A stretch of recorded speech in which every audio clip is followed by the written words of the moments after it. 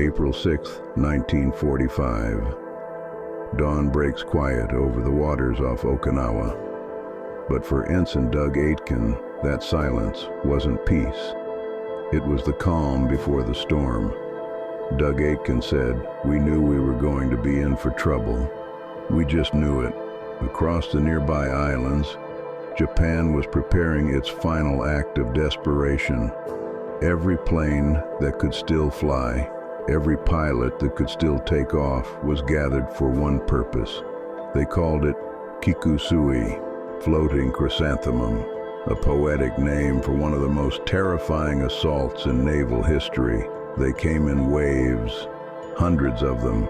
Many were inexperienced but fiercely devoted, and they weren't coming back. In the next 2 days, over 350 kamikaze planes hurled themselves at the American fleet. The skies over Okinawa became a storm of fire and metal. American pilots fought back in twisting dogfights.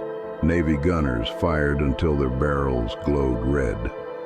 At times, the enemy was so close, sailors could see their faces.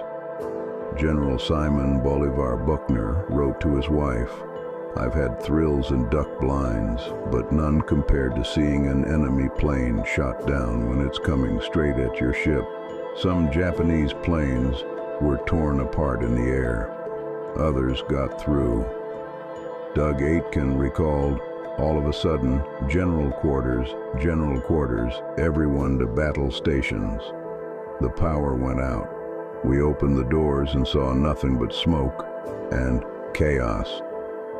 In just weeks, Japan would crash 1,900 planes in suicide dives around Okinawa, the largest and most intense kamikaze assault of the entire Pacific War. 26 American ships were sunk. 164 were damaged. Thousands of sailors were dead or missing. To Japan, it was noble sacrifice. To the Americans, it was unthinkable.